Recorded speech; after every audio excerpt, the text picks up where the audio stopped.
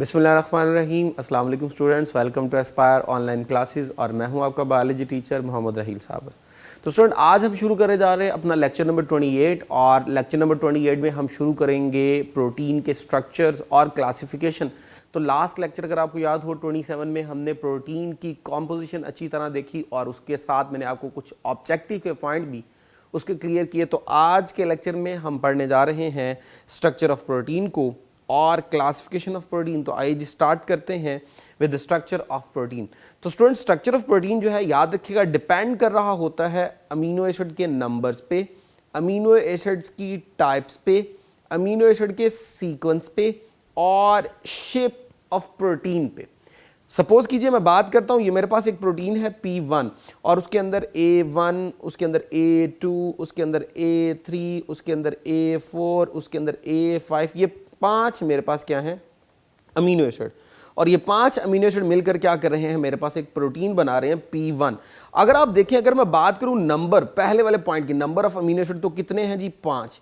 अगर मैं बात करूं टाइप्स ऑफ अमीनो एसिड तो A1 एक है, A2 एक है, A3 एक है, A4 एक है, A5 एक है। तो ये मेरे पास हो गए types of amino acid. Next है जी सीक्वेंस ऑफ अमीनो एसिड। जब सीक्वेंस ऑफ अमीनो एसिड की बात करते हैं तो A1 पहले है, फिर A2 बाद में है, A3 उसके बाद है, A4 उसके बाद है, A5 उसके बाद है। ये मेरे पास क्या हो गया sequence. And the last one, इन सब के मिलने से जो प्रोटीन बनेगी उसकी एक स्पेसिफिक शेप होगी और वो P1 मेरे पास क्या होगी, प्रोटीन होगी। अब ये जो P1 प्रोटीन है इसका स्पेसिफिक फंक्शन डिपेंड कर रहा है इन चारों चीजों के ऊपर। अगर कहीं पे ऐसा हो जाए कि ये 5 अमीनो एसिड में से एक अमीनो एसिड कम हो जाए, यानी तादाद में कमी आ गई, तो P1 प्रोटीन नहीं बनेगी, कोई और प्रोटीन बनेगी। इसका मतलब P1 प्रोटीन का डिपेंड करना था किसके ऊपर, उसके नंबर्स के ऊपर।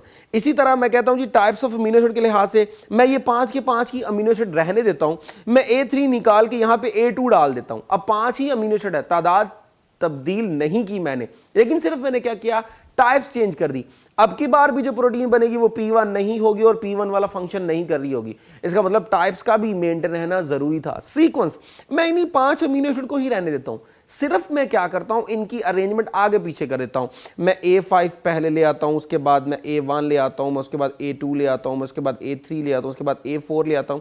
अब की बार भी P1 प्रोटीन नहीं बनेगी क्योंकि सीक्वेंस क्या हो गया, खराब।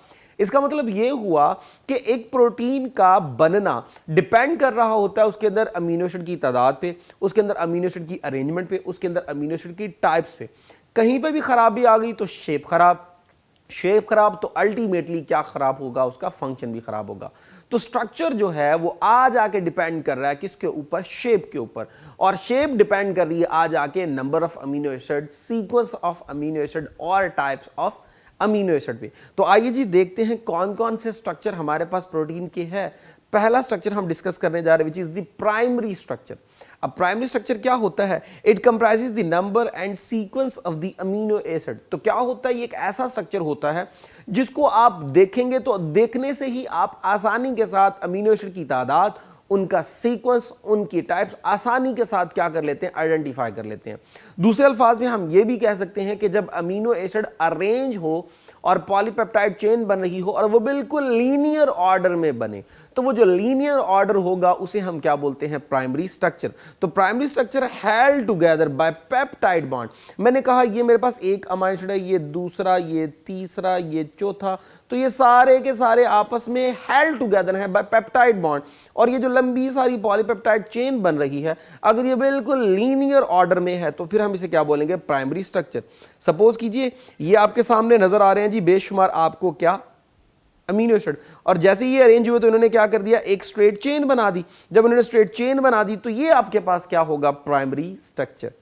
अब प्राइमरी स्ट्रक्चर पे काम किसने किया, F Sengar was the first person who determined the sequence of the amino acid in a protein molecule। तो ये पहला साइंटिस्ट था जिसने फर्स्ट टाइम बताया कि भाई प्रोटीन जो है उसके अंदर अमीनो एसिड होते हैं और वो एक स्पेसिफिक अरेंजमेंट में होते हैं।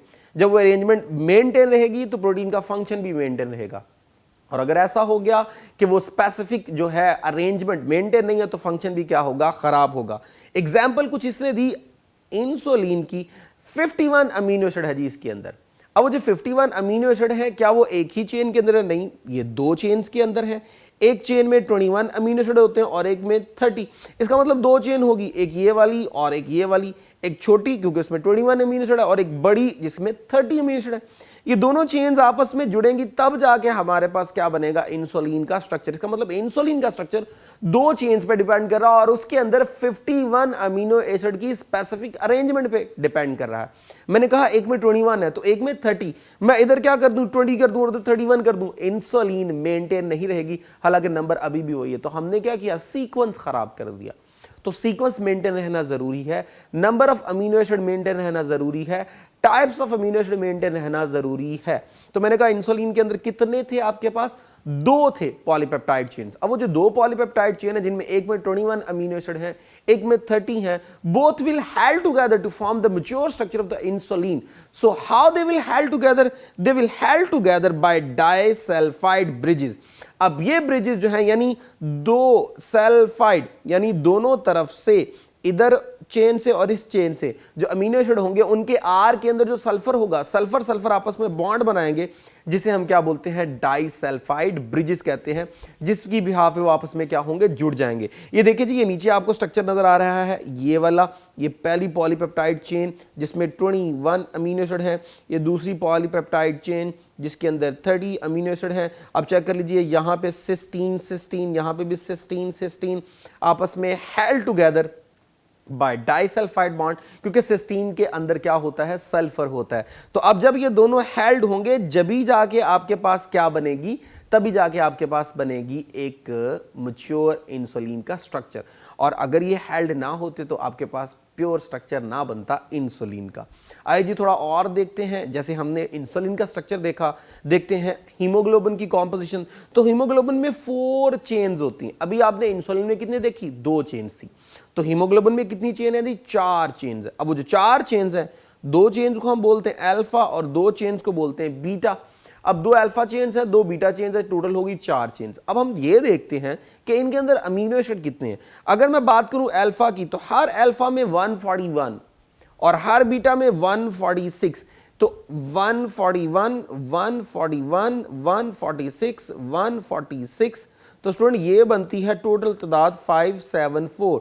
तो 574 अमीनो एसिड हैं जो 4 चेन्स के अंदर हैं। 2 अल्फा चेन, 2 बीटा चेन, दोनों अल्फा आपस में सेम, दोनों बीटा आपस में सेम।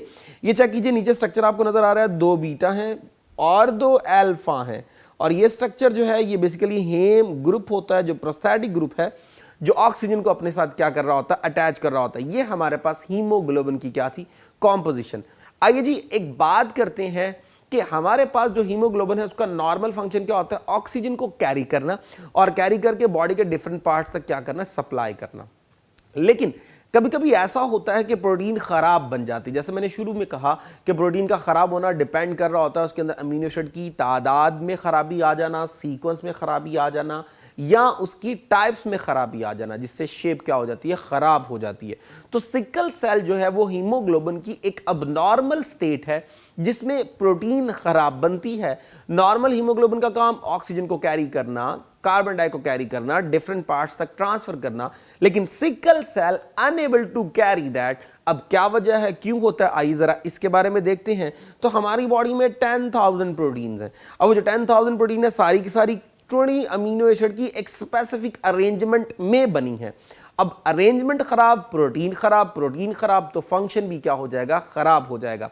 अब ये जो सीक्वेंस होता है ये किस पे डिपेंड करता है? ये डीएनए पे डिपेंड कर रहा होता है। याद रखिएगा, प्रोटीन का स्ट्रक्चर अमीनो एसिड के ऊपर, अमीनो एसिड का स्ट्रक्चर डीएनए के अंदर न्यूक्लियोटाइड की अरेंजमेंट के ऊपर। तो अल्टीमेटली फाइनली कौन है? डीएनए है। अगर डीएनए के न्यूक्लियोटाइड के सीक्वेंस में खराबी आ गई तो क्या होगा? अमीनो एसिड खराब हो जाएंगे। अमीनो एसिड खराब हो जाएंगे तो प्रोटीन भी हमारे पास क्या हो जाएगी? खराब। तो इसका मतलब यह हुआ कि सबसे पहली चीज हमारे पास है जेनेटिक मटेरियल, डीएनए, न्यूक्लियोटाइड की अरेंजमेंट, वो खराब, तो उससे मैसेज ही खराब जाएगा, जिसकी बिहाफ पे अमीनो एसिड खराब बनेंगे। अमीनो एसिड खराब बनेंगे तो प्रोटीन भी क्या हो जाएगी? खराब। सिकल सेल में भी हमने कुछ इसी तरह की चीज को क्या करना है? डिस्कस करना है। अब क्या होगा? अरेंजमेंट ऑफ अमीनो एसिड क्या हो जाएगी? खराब हो जाएगी, जिसकी बिहाफ पे फंक्शन भी क्या हो जाएगा? खराब हो जाएगा। तो स्पेसिफिक फंक्शन के लिए सीक्वेंस ठीक रहना, अरेंजमेंट ऑफ अमीनो एसिड ठीक रहना, टाइप्स ऑफ अमीनो एसिड ठीक रहना, ये बहुत ज्यादा क्या होता है, जरूरी होता है। लेकिन अगर कोई एक आधा अमीनो एसिड भी खराब हो गया, नॉर्मल पोजीशन पे नहीं आया या मिस हो गया, तो सारी प्रोटीन काम करना छोड़ देगी।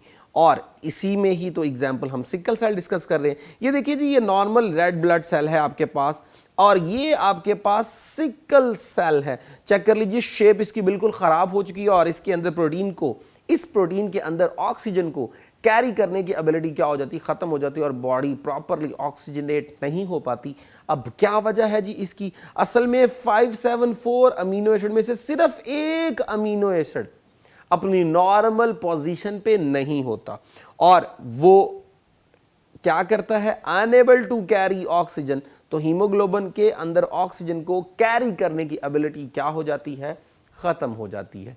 अब स्टूडेंट ये देखिए जी, नीचे आपको स्ट्रक्चर नजर आ रहा है, और ये स्ट्रक्चर है जी ग्लूटामिक एसिड आपको एक नजर आ रहा है, और नीचे वैलिन। असल में बीटा चेन की बात होती है। बीटा चेन के अंदर 1 2 3 4 5 6 1 2 3 4 5 6, तो ये 6 अमीनो एसिड हैं। तो स्टूडेंट ये वाला नॉर्मल है, ये वाला अब नॉर्मल है। तो अब नॉर्मल के अंदर बीटा चेन में 6 अमीनो एसिड चेक कीजिए चेंज हो गया। नॉर्मली ग्लूटामिक एसिड होता है, और उसकी जगह अब नॉर्मलिटी में क्या आ गया, वैलिन। और अगर आप स्ट्रक्चर देखिए तो पीछे आपको नजर आ रहा है CTCGAC, ये तो न्यूक्लियोटाइड की अरेंजमेंट है। तो जहां CT था वहां CA आ गया, पॉइंट म्यूटेशन हो गई। तो न्यूक्लियोटाइड के खराब होने पर सीक्वेंस खराब हो गया, अमीनो एसिड का टाइप चेंज हो गई, और प्रोटीन भी फंक्शन करने में नाकाम हो गई, और स्ट्रक्चर भी क्या हो गया, खराब हो गया। तो इस तरह हाईली स्पेसिफिक होती है शेप प्रोटीन की, ताकि वो स्पेसिफिक क्या कर सके, फंक्शन परफॉर्म कर सके। आइए जी सेकेंडरी स्ट्रक्चर की तरफ चलते हैं। Polypeptide chain in protein do not lies flat. तो अभी हमने कहा जब बिल्कुल फ्लैट चेन बनेगी, एक लीनियर ऑर्डर बनेगा, तो वो हमारे पास क्या होगा, प्राइमरी। लेकिन अगर ऐसा हो कि वही पॉलीपेप्टाइड चेन क्या करना शुरू कर दे, अपनी इस लीनियर ऑर्डर से किसी और फॉर्म में चल जाए, कौन कौन सी फॉर्म माइट बी पॉसिबल, वो अल्फा हेलिक्स फॉर्म में चली जाए, यानी कि कुछ ऐसा स्ट्रक्चर जैसे डीएनए आपको नजर आता है, या कोई और कॉन्फ़िगरेशन किसी और शेप में चल जाए। मिसाल के तौर पर मैं आपको कहता हूं जी, जिगजैग मैनर में अरेंज हो जाए। तो किसी भी मैनर में अरेंज हो जाए, वो आपके पास क्या होता है, सेकेंडरी स्ट्रक्चर होता है। ये देखिए जी, ये सेकेंडरी स्ट्रक्चर आपको नजर आ रहा है।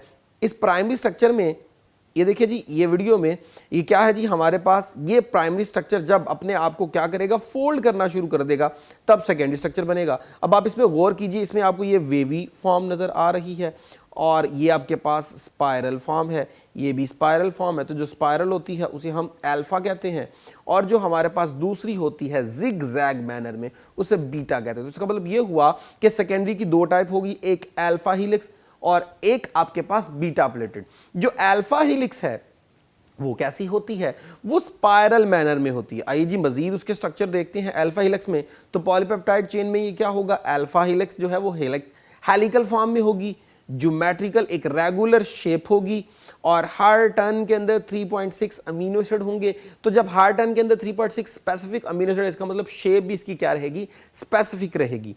और stability depending upon hydrogen bond. जब आपने लीनियर ऑर्डर बनाया तो अब आपने कहा पॉलीपेप्टाइड चेन थी, तब आपके पास पेप्टाइड बॉन्ड थे, और जब अब क्या हुआ, एक स्पाइरल मैनर में अरेंज होना शुरू होगी, तो अब की बार जो चीज इन्वॉल्व होगी वो हमारे पास क्या होगी जी, हाइड्रोजन बॉन्ड। अब बीटा प्लेटेड की तरफ चलते हैं। बीटा प्लेटेड क्या होता है, polypeptide chain in zigzag manner. जब वो जिगजैग मैनर में होगी तो तब आपके पास वो क्या होगी जी, बीटा प्लेटेड। और फोल्डिंग बैक पॉलीपेप्टाइड चेन, और ये जब जिगजैग मैनर में, तो ये आसानी के साथ क्या हो जाती है, एक दूसरे के ऊपर फोल्ड हो जाती है। तो हमारे पास सेकेंडरी स्ट्रक्चर दो तरह के हुए। अगर वो स्पाइरल मैनर में होंगे तो अल्फा, जिगजैग मैनर में होंगे तो बीटा, जैसी ये डायग्राम आपको नजर आ रही है। तो यहां देख लीजिए, ये आपके पास जिगजैग मैनर है, ठीक है, तो ये होगी बीटा, और ये आपके पास स्पाइरल है, तो ये आपके पास क्या होगी, अल्फा। आइए जी बात करते हैं नेक्स्ट टर्शियरी स्ट्रक्चर की तरफ। तो polypeptide chain bends and fold upon itself forming a globular shape. तो स्टूडेंट पहला क्या था, बिल्कुल लीनियर ऑर्डर प्राइमरी, जब वो स्पाइरल हो गई या जिगजैग होगी तो सेकेंडरी। अब वो स्पाइरल या जिगजैग जब अपने ऊपर ही फोल्ड हो जाए, यानी पॉलीपेप्टाइड चेन जब अपने ऊपर हाईली क्वाइल हो जाए, तब की बार जो स्ट्रक्चर आपको नजर आता है वो कौन सा होता है, टर्शियरी स्ट्रक्चर होता है।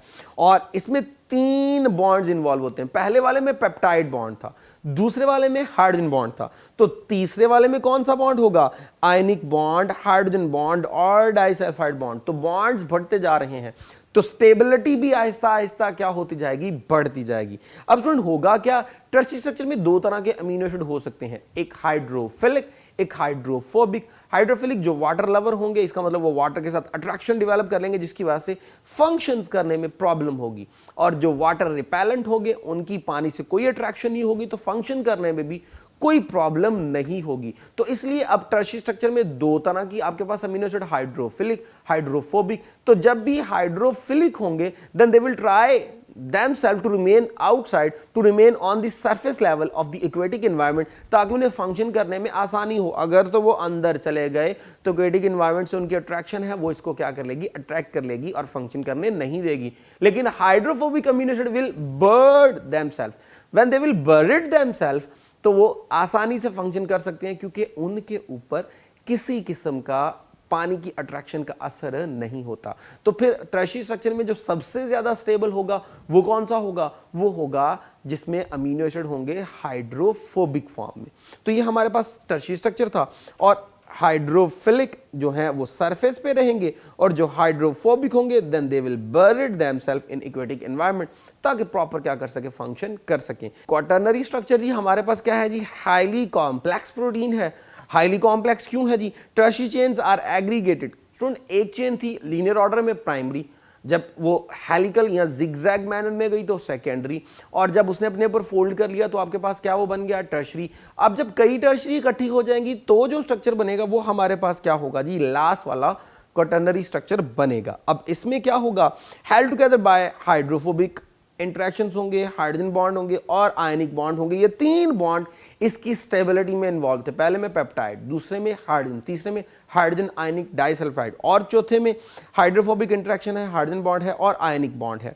एग्जाम्पल है जी हमारे पास हीमोग्लोबिन जो ऑक्सीजन को कैरी करती है, इसमें वो जो 4 चेन थी अल्फा बीटा गैमा, वो असल में इसी स्ट्रक्चर में अपने आप को क्या कर रही होती है, अरेंज कर रही होती हैं। तो ये आपके सामने 4 नजर आ रही हैं पॉलीपेप्टाइड चेन्स। तीनों जो है, चारों की चारों जो है वो अपने आप को टर्शियरी फॉर्म में लेकर इकट्ठी हो गई। जब इकट्ठी हो गई तो अब आपके पास क्या बन गया, क्वाटरनरी स्ट्रक्चर बन गया। तो स्टूडेंट यहां तक जो था वो थे स्ट्रक्चर्स। अब इसकी जरा शेप देखिएगा, तो जरा ये देखिएगा जी, ये हमारे पास एक पॉलीपेप्टाइड चेन है। अब कई पॉलीपेप्टाइड चेन्स इकट्ठी होना शुरू होगी। ये आप देखिए जी, ये येलो है, ये रेड है और ये आपके पास ब्लू है।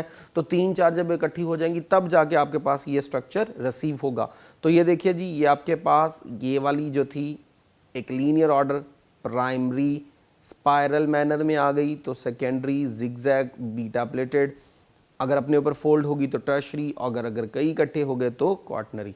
तो इस तरह हमारे पास चारों स्ट्रक्चर क्या हुए, कंप्लीट हुए। आइए जी लास्ट बात की तरफ चलते हैं, जो कि क्लासिफिकेशन है on the base of shape.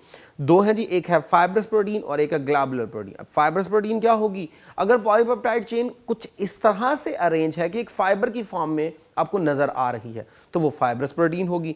और इसमें क्या होगा, सेकेंडरी स्ट्रक्चर मोस्ट इंपॉर्टेंट। तो देखिए अगर स्पाइरल मैनर में भी अगर मैं लेके जाता हूं तो एक लंबा सारा थ्रेड ही तो आपके पास बन रहा है, तो ये फाइब्रस प्रोटीन होगी। Insoluble in aqueous medium, non crystalline और क्या होती है जी, इलास्टिक होती है। परफॉर्म स्ट्रक्चरल रोल, ज्यादातर ये स्ट्रक्चर बना रही होती है। मिसाल के तौर पे मायोसिन हमारे मसल्स के अंदर होते हैं, कॉन्ट्रैक्शन रिलैक्सेशन करते हैं। सिल्क फाइबर जो कि सिल्क वर्म से पैदा होता है, वो यानी कि रेशम का कपड़ा, उसके अंदर जो है वो थ्रेड, वो सारे के सारे फाइब्रस प्रोटीन की एग्जाम्पल है। इसके अलावा केराटिन जो आपके नेल्स में होती है या आपके हेयर्स में होती है, वो इसी एग्जाम्पल है। स्पाइडर जो वेब बनाता है वो भी सारे थ्रेड लाइक यानी फाइब्रस प्रोटीन की क्या है, एग्जाम्पल्स हैं। बात करते हैं ग्लोबुलर प्रोटीन्स की, तो polypeptide chains in the form of spherical और एलिप्सॉइडल। तो जब पॉलीपेप्टाइड चेन जो है वो स्फेरिकल मैनर में होंगी तो उसे हम क्या बोलते हैं, यानी जब फाइबर नजर आ रहा था तो फाइब्रस, और जब पॉलीपेप्टाइड चेन इस तरह अरेंज है, कोई गुच्छा सा बन गया, एक गोल सी चीज बन गई, तब वो क्या होगी, ग्लोबुलर प्रोटीन। आपको याद होगा आपने कहा था एंजाइम्स 3 डायमेंशनल ग्लोबुलर प्रोटीन है, तो यहां से था ग्लोबुलर। टर्शियरी स्ट्रक्चर इसमें मोस्ट कॉमन होता है और बड़ा स्टेबल स्ट्रक्चर है। Soluble in aqueous medium, fibrous insoluble थे, ये सॉलेबल है।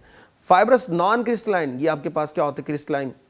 फाइब्रस इलास्टिक थे, ये आपके पास इनइलास्टिक। एग्जाम्पल में अगर वो स्ट्रक्चरल रोल करते थे और ये आपके पास फंक्शनल रोल करते हैं। और एग्जाम्पल में एंजाइम्स इसकी एग्जाम्पल है, एंटीबायोटिक्स इसकी एग्जाम्पल्स हैं, हार्मोन इसकी एग्जाम्पल है, हीमोग्लोबिन इसकी एग्जाम्पल्स में शामिल है।